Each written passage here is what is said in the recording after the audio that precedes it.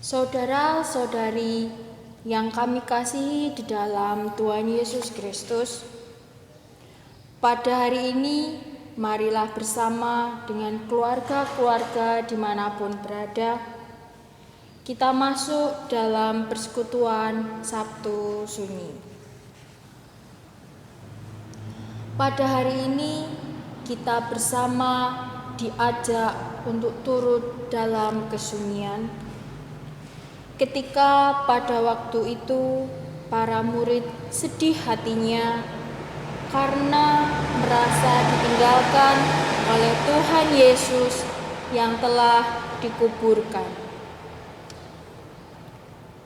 Akan tetapi pada hari ini kita yang percaya bahwa Tuhan Yesus telah bangkit dari antara orang mati, marilah kita hidup dalam pengharapan akan penyertaan Tuhan dalam kehidupan kita.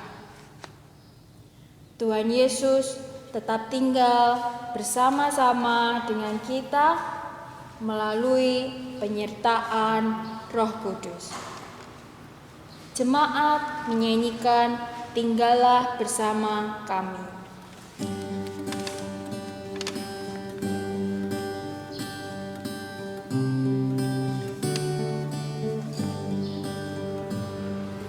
Tinggallah bersama kami, Tuhan Yesus, dan terangilah hati kami dengan sinar-Mu.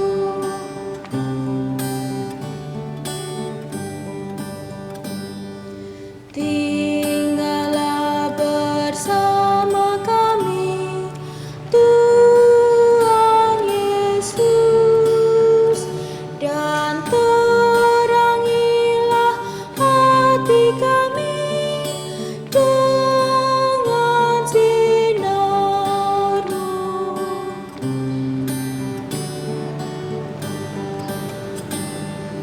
Tinggallah bersama kami, Tuhan Yesus, dan terangilah hati kami dengan sinar-Mu.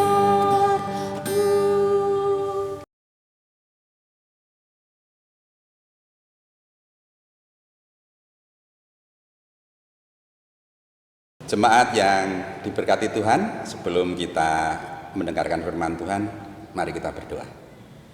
Tuhan Allah yang mengasihi kami, terpujilah Engkau Tuhan, kekal selama-lamanya. Kami akan merenungkan, mendengarkan, membaca firman-Mu.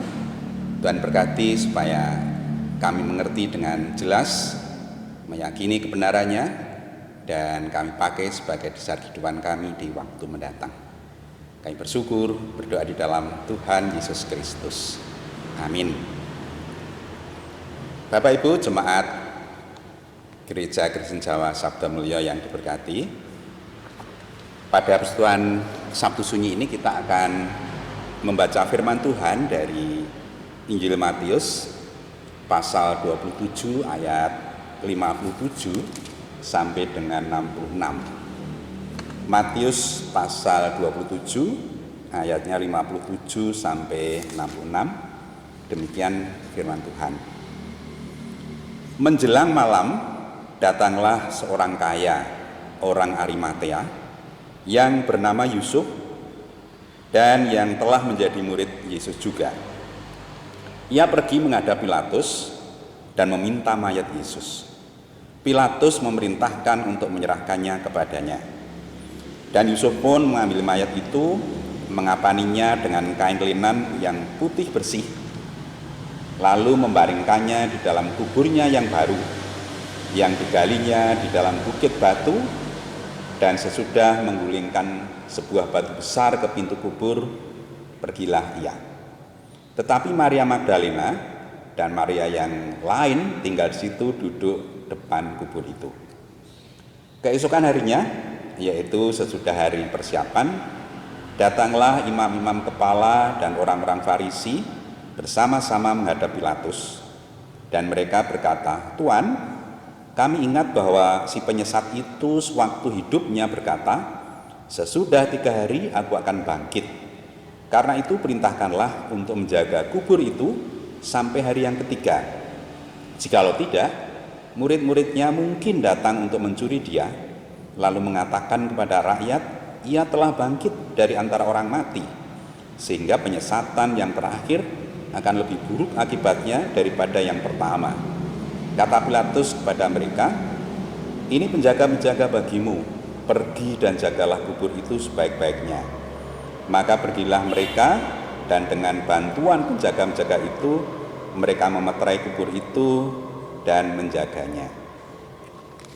Bapak, Ibu, dan saudara jemaat Sabtu Mulia yang diberkati Tuhan, di masyarakat Jawa ada ungkapan yang mengatakan timun mungkuk mung jaga imbuh, atau juga yang lebih lucu itu kula niku ibarate bolo dupaan. Kedua ungkapan itu menyatakan bahwa mereka merasa tidak begitu penting, hanya tambah-tambah kalau ada yang kurang, atau bekerja sesuatu yang enggak penting tetapi diperlukan. Nah, perasaan bahwa seseorang merasa kurang berguna, merasa bahwa hanya sebagai tambahan, hanya sebagai tenaga yang cadangan tidak begitu penting, itu sering kita rasakan sebagai orang percaya juga. Sehingga kadang-kadang kita merasa saya belum banyak berperan di dalam pelayanan gereja. Saya dibandingkan orang itu, dibandingkan saudara itu, nggak ada apa-apanya. Bapak Ibu yang terkasih, perasaan seperti itu menurut saya sih itu tidak apa-apa dan wajar, karena secara positif bisa kita pakai sebagai evaluasi diri bahwa sebenarnya saya perlu menambah sesuatu atau perlu memperbaiki apa yang sudah saya lakukan selama ini supaya saya bisa terlibat lebih di dalam pelayanan gereja khususnya. Nah, Bapak Ibu dan saudara yang diberkati Tuhan, di dalam ayat-ayat yang kita baca tadi, kita diperkenalkan dengan seorang tokoh yang namanya cukup terkenal di kalangan sekolah minggu dulu ya, yaitu Yusuf. Namanya disebut Yusuf Arimatea karena dia berasal dari daerah Arimatea. Dan tradisi Yahudi zaman itu memang ada banyak nama yang sama, sehingga untuk membedakan nama yang satu dengan nama yang lain harus disebutkan pekerjaannya atau kadang-kadang asalnya. Misalkan Yusuf Arimatea, kemudian Simon orang Kirene, dan seterusnya, atau Simon penyamak kulit.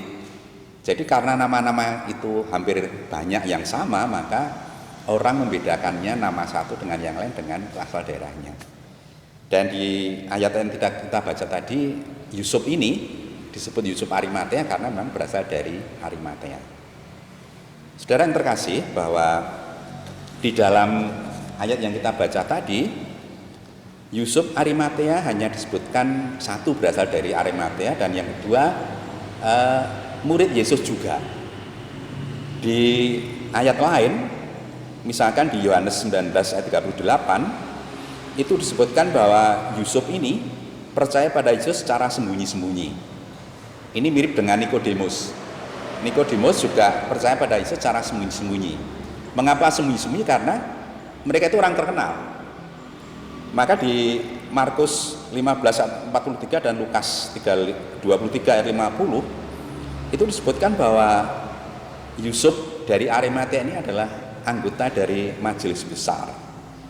Majelis besar itu lembaga atau kelompok tokoh, baik tokoh agama, tokoh politik Yahudi yang memiliki hak untuk memutuskan keputusan-keputusan yang penting terkait dengan agama maupun terkait dengan politik untuk orang Yahudi.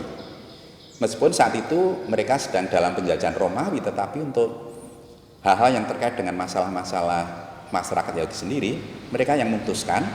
Setelah mereka memutuskan, yaitu majelis besar itu baru dibawa ke pemerintah. Dalam hal ini adalah Pontius Pilatus. Dan majelis besar inilah yang mengambil keputusan bahwa Tuhan Yesus itu salah dan akhirnya harus dihukum mati dan disalib. Nah, setelah mereka memutuskan itu, barulah Pontius Pilatus yang mengeksekusi secara formal kenegaraan. Nah, tadi disebutkan bahwa Yusuf ini dari Arimatea, pengikut Yesus, dan waktu Yesus sudah diketahui mati di kayu salib, karena waktu itu kira-kira jam 4 sore ya, di atas jam 3 lah gitu, sudah jelas bahwa orang-orang yang disalib itu, baik penjahat maupun Tuhan Yesus, harus mati. Karena apa? Karena akan memasuki hari persiapan. Karena waktu itu hari Jumat ya, maka hari Sabtu mereka tidak boleh melakukan apapun juga. Dan yang disalib pun harus mati. Maka supaya mati, yang tidak mati akan dimatikan dengan cara entah dipatahkan tulangnya atau diapakan bisa mati. Tetapi yang luar biasa, Tuhan Yesus tanpa dibegitukan sudah mati. Dan itu sesuai dengan firman Allah bahwa tak satu pun tulangnya diremukkan. Nah, ketika Yusuf orang Arimatea itu mengerti bahwa Yesus sudah mati, dugaan saya Yusuf Arimatea tetap menunggui ketika Tuhan Yesus disalib bersama Maria Magdalena dan Maria yang lain. Jadi ketika Yusuf Arimatea mengerti bahwa Yesus sudah mati di kayu salib, dia punya ide untuk menghadap Pilatus sebagai penguasa pemerintah yang resmi waktu itu. Tujuannya satu, yaitu meminta mayat Yesus untuk dikuburkan. Karena kalau yang merawat itu bukan orang yang dekat dengan yang disalib, dalam hal ini ada Yesus, maka pemerintah pusat akan menguburkan orang-orang yang dikuburkan ke dalam kuburan penjahat. Dan bisa jadi kalau Yusuf Arimatea tidak meminta mayat Yesus pun akan dikubur bersama dua penjahat itu di kuburan penjahat. Nah, rupanya Yusuf Arimatea mengerti hal itu, entah direncana atau tidak, tetapi karena hormatnya, yakinnya pada Yesus, Yusuf Arimatea minta pada Pilatus untuk menurunkan mayat dan menguburkannya. Dan Yusuf Arimatea diizinkan oleh Pilatus untuk merawat mayat Yesus. Bapak, Ibu, dan saudara yang diberkati Tuhan, apa yang dilakukan Yusuf Arimatea itu sebenarnya mengandung konsekuensi atau bahkan resiko. Saya mencatat ada 4 hal yang menghadang Pontius Pilatus dengan keputusannya yang menghadang keputusan Yusuf Arimatea terutama ketika mengizinkan untuk menguburkan itu. Yang pertama adalah Yusuf Arimatea mempertaruhkan reputasinya sebagai anggota majelis besar. Oleh karena apa? Bagi majelis besar, Yesus itu penyesat. Saya disebutkan penyesat itu. Maka kalau Yusuf Arimatea itu mengambil mayat Yesus dan menguburkannya, merawatnya, maka di antara teman-temannya sebagai anggota majelis besar itu, Yusuf Arimatea akan dikatakan sebagai pengikut orang sesat. Itu reputasi yang sangat tidak baik. Bisa jadi gara-gara keputusannya itu dia akan dipecat atau diberhentikan dari keanggotaannya sebagai majelis besar. Itu konsekuensi yang pertama. Yang kedua adalah seandainya apa yang dia yakini ternyata tidak terbukti, yaitu Yesus ternyata tidak bangkit di hari ketiga. Ya, kita nggak ngerti apakah si Yusuf Arimatea waktu itu yakin atau tidak yakin. Seandainya Yesus tidak bangkit, maka keputusan Yusuf Arimatea akan menjadi bahan olok-olokan yang luar biasa dari teman-temannya, bahwa keputusan dia untuk menguburkan Yesus adalah iman yang membabi buta tanpa dasar logika. Dan itu akan menjadi tertawaan banyak orang bahwa dia sudah mengorbankan banyak hal, reputasi, kerepotan ini dan itu, tapi nyatanya apa yang diperjuangkan nyata nggak terbukti. Yesus nggak bangkit. Itu risiko yang kedua. Dan Yusuf Arimatea mengambil keputusan itu. Yang ketiga adalah dia akan tercela karena kubur yang siapkan untuk dia sendiri, kubur baru itu dipakai untuk mengubur Yesus yang oleh majelis besar sendiri dikatakan penyesat. Itu artinya bahwa seandainya kuburan itu nanti tidak dipindah dan Yesus memang tidak bangkit, maka Yusuf Arimatea akan terkenal sebagai orang yang memiliki kuburan untuk penyesat. dan itu akan tercela seumur hidup. Dan apa yang dilakukan mungkin saja dia memindah mayat Yesus ke tempat lain yang lebih biasa, namun keputusan dia menguburkan Yesus di kuburnya tetap berisiko bahwa dia akan tercela seumur hidupnya. Dan yang keempat yang saya catat adalah kerepotan yang harus dihadapi Yusuf Arimatea. Kerepotan apa? Proses penguburan itu tidak sederhana, karena dia harus menyiapkan kain kafan, dia harus menyediakan rempah-rempah, minyak ini dan itu untuk menaburi mayatnya, kemudian dia harus menutup pintu dan seterusnya. Waktu itu adalah hampir hari Sabtu, hari Sabat. Persoalannya dari mana dia nanti sore, malam itu mendapatkan kain kafan? Enggak diceritakan, tapi nyatanya dia mendapatkan itu. Tapi dari mana rempah-rempah? Siapa yang jual? Siapa yang menyiapkan? Nah, rupanya kerepotan yang dihadapi Yusuf Arimatea ini ada pertolongan yang tidak terduga, yaitu Nikodemus, tokoh agama, guru orang Yahudi yang datang kepada Yesus pada waktu malam itu. Dia datang dengan lengkap membawa perlengkapan pemakaman, di sana minyak ini, minyak itu dan seterusnya. Apakah Nikodemus dan Yusuf Arimatea sudah kangsenan, sudah janjian? Di Injil tidak diceritakan, tapi menurut saya enggak. Artinya Nikodemus datang pada kuburan itu karena memang dia ingin menghormati gurunya, yaitu Yesus. Maka dia membawa minyak-minyak dan rempah-rempah yang memang diperlukan untuk itu. Nah, Bapak Ibu dan saudara yang diberkati Tuhan, apa yang dilakukan oleh Yusuf Arimatea ini sungguh luar biasa. Mungkin waktu itu dia tidak menyangka bahwa apa yang dilakukan akan bernilai kekal. Mungkin saja dia melakukan itu hanya untuk aksi sosial. Karena Yesus sudah disalib, siapa yang menguburkan? Karena para murid padanya sudah lari tunggang langgang, siapa yang akan menguburkan? Wanita-wanita ada yang menunggu, tetapi mereka biasanya tidak akan memiliki hak untuk menguburkan orang mati. Siapa yang akan melakukan itu?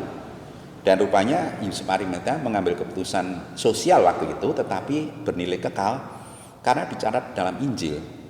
Dan sampai hari ini ketika orang memperingati penguburan Yesus, nama dia disebut-sebut.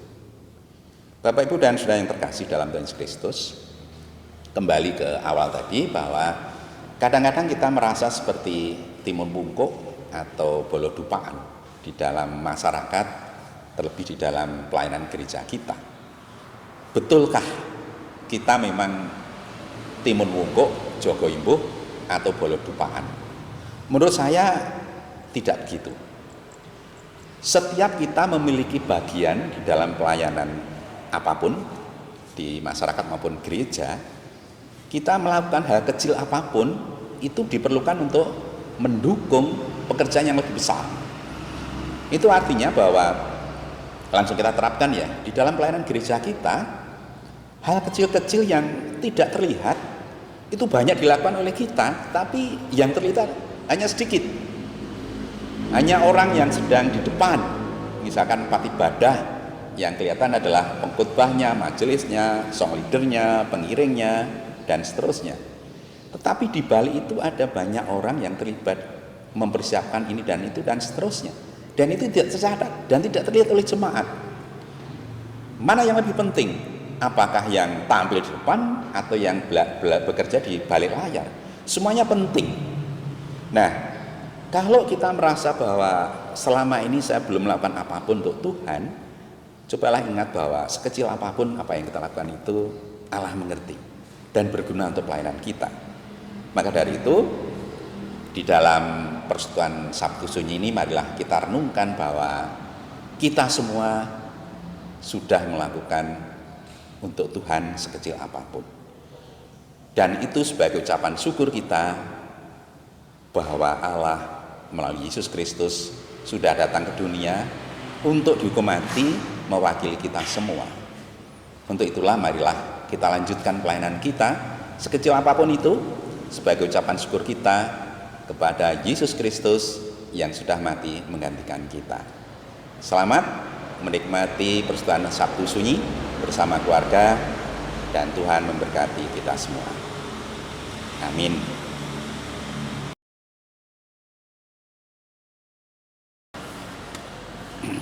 Jemaat yang diberkati Tuhan, marilah kita tutup persekutuan kita dengan berdoa.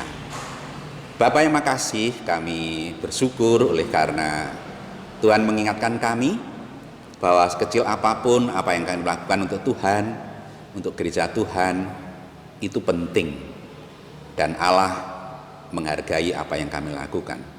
Berkati Tuhan supaya kami sebagai jemaat sehati sepikir dalam pelayanan ini, sehingga semuanya saling mendukung, baik yang pekerjaan kelihatannya kecil maupun pekerjaan yang kelihatan besar, semuanya penting. Dan kami sehati sepikir, sepakat, bekerja sama untuk melayani Tuhan. Kami terus mohon berkat untuk semua orang yang terlibat di dalam pelayanan gereja kami, dan berkati supaya mereka bekerja melayani dengan baik dan hidup mereka diberkati. Kami juga terus mohon berkat untuk kami semua para jemaat, supaya kami dapat terlibat dalam pelayanan ini dengan sebaik-baiknya. Bapa yang makasih, secara khusus saat ini kami terus berdoa mohon perlindungan Tuhan, supaya kami seluruh jemaat, seluruh keluarga kami terhindar dari virus corona. Begitu juga dengan orang-orang di sekitar kami, tetangga-tetangga kami, sahabat-sahabat kami, orang-orang yang berhubungan kami setiap hari.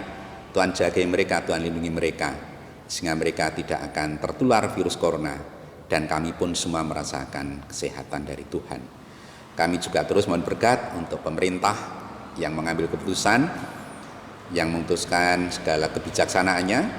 Juga kami berdoa untuk para dokter, perawat, tenaga medis, dan juga rumah sakit yang menangani saudara-saudara kami yang terkena virus corona ini. Tuhan berkati mereka, supaya semua keputusan diambil pemerintah dan rumah sakit sungguh-sungguh dapat menghentikan penyebaran virus corona ini. Kami mengerti bahwa Allah menyertai kami, dan kami bersyukur dalam Tuhan Yesus Kristus. Amin. Jemaat menyanyikan Kidung Jemaat nomor 460 bait pertama. Jemaat memberikan persembahan.